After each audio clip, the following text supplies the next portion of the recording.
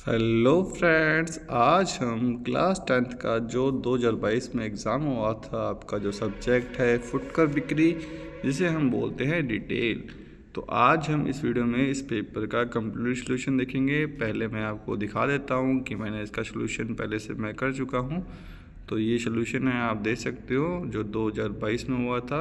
Class 10th लिखना था, यहाँ पे क्लास 10th होगा और जो सब्जेक्ट है आपका डिटेल होगा। तो ये आपका क्लास 10th का है बच्चों, यहाँ पे 12th लिखा गया है पर ये क्लास 10th का है। ठीक है, तो आज हम पहले इसको प्रश्न पढ़ते हैं, फिर इसके आंसर स्टार्ट करते हैं। अब शुरू करने से पहले बात, अगर आपको वीडियो अच्छी लगे तो वीडियो को लाइक और चैनल को सब्सक्राइब करना ना भूलें। तो पहला प्रश्न क्या कह रहा है, तनाव की कोई एक तकनीक लिखिए। तो तनाव प्रबंधन की कोई एक तकनीक क्या है, तो ये क्या लिख सकते हैं, तनाव के तरीके गहरी सांस लेने की तकनीक, यानी कि डीप ब्रीथिंग टेक्निक। प्रश्न नंबर 2 क्या कह रहा है, उद्यमिता का कोई एक गुण लिखिए। तो उद्यमिता का एक गुण है जैसे कि नवाचार। अब बच्चों प्रश्न मैंने साथ में लिखे हैं, तो अब बच्चन बार बार अपने पीडीएफ को स्विच नहीं करेंगे, तो यहीं से प्रश्न पढ़ेंगे और यहीं से इसका आंसर भी देखेंगे। तो तीसरा प्रश्न क्या कह रहा है, सौर ऊर्जा और स्वच्छ ऊर्जा क्यों कहते हैं। सौर ऊर्जा को स्वच्छ ऊर्जा क्यों कहते हैं, तो सौर ऊर्जा पोल्यूशन नहीं फैलाती और अक्षय यानी कि रिन्यूएबल स्रोत है, इसलिए इसे स्वच्छ ऊर्जा कहा जाता है। प्रश्न नंबर 4, संदेश किसे कहते हैं। सो संदेश वह जानकारी या सूचना होती है जो एक व्यक्ति से दूसरे व्यक्ति तक संचार के माध्यम से पहुंचाई जाती है। प्रश्न नंबर 5, कंप्यूटर में माउस का क्या उपयोग है। तो माउस एक इनपुट डिवाइस है जिसका उपयोग कर्सर को नियंत्रित करने, क्लिक करने, खींचने छोड़ने और विभिन्न कमांड को देने के लिए किया जाता है। प्रश्न नंबर 6, खुदरा स्टोर पर ग्राहक किन किन माध्यम से भुगतान कर सकता है। तो खुदरा स्टोर पर ग्राहक नकद, cash, debit, credit card, mobile wallet, UPI और ऑनलाइन बैंकिंग से भुगतान कर सकता है। प्रश्न नंबर 7, बिलिंग स्कैनर कैसे कार्य करता है। तो बिलिंग स्कैनर बारकोड को स्कैन करता है और उत्पाद की जानकारी कंप्यूटर में भेजता है, जिससे बिलिंग प्रक्रिया तेज और स्वचालित हो जाती है। प्रश्न नंबर 8, ग्राहक द्वारा माल वापसी के विभिन्न कारण समझाइए।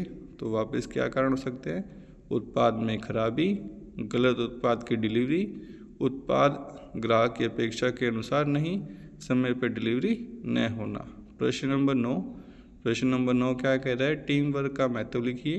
तो टीम कार्य में सहयोग, उत्पादकता और रचनात्मकता को बढ़ाता है।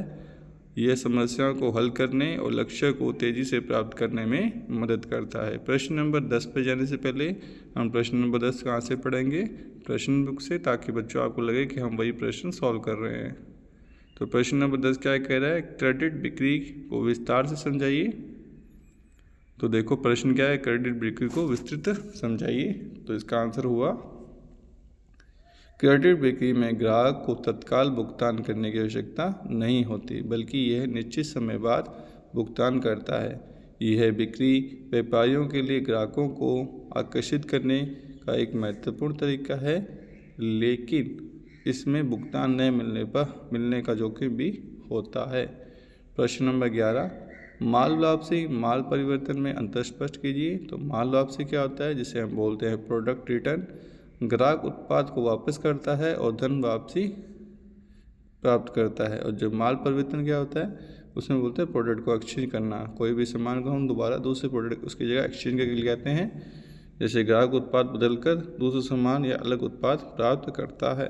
प्रश्न नंबर 12, एक कंपनी द्वारा ग्राहक की आयु का प्रमाण रूप में कौन कौन से दस्तावेज स्वीकार किए जाते हैं। तो आयु प्रमाण के रूप में आपके Aadhaar card, PAN card, driving licence, जन्म प्रमाण पत्र और पासपोर्ट। प्रश्न नंबर 13, आयु के अनुसार प्रतिबंधित बिक्री क्या है, उदाहरण सही समझाइए, उत्तर दें। कुछ उत्पाद की बिक्री केवल निश्चित आयु के व्यक्तियों के लिए ही की जा सकती है। उदाहरण के लिए तंबाकू, शराब की बिक्री 18 वर्ष से कम के व्यक्तियों को प्रतिबंधित होती है। कुछ दवाओं के पर्ची के बिना नहीं बेची जाती। प्रश्न नंबर 14, एक नेता को टीम वर्क को बढ़ावा देने के लिए क्या करना चाहिए। तो एक नेता को टीम को बढ़ा देने के लिए टीम के सदस्यों को प्रोत्साहित करना चाहिए, सभी की राय को महत्व देना चाहिए, सहयोग और समन्वय बनाए रखना, कार्यभार को समान रूप से वितरित करना। इसी के अवसर प्रश्न एक और है, कर्मचारी की सुरक्षा के प्रति नियोक्ता की जिम्मेदारी लिखिए। तो सुरक्षित कार्य वातावरण प्रदान करना चाहिए, दुर्घटना सुरक्षा उपाय सुनिश्चित करना चाहिए, श्रमिकों के स्वास्थ्य संबंधी नीतियां लागू करना, आपातकालीन स्थिति के लिए योजना बनाना। तो प्रश्न नंबर आपने दे सकते हो, प्रश्न नंबर 14 तक ही थे इसके आंसर, तो अब दिखा देता हूँ आपको। तो प्रश्न नंबर 14 और इसके अथवा का प्रश्न अभी हमने किया है।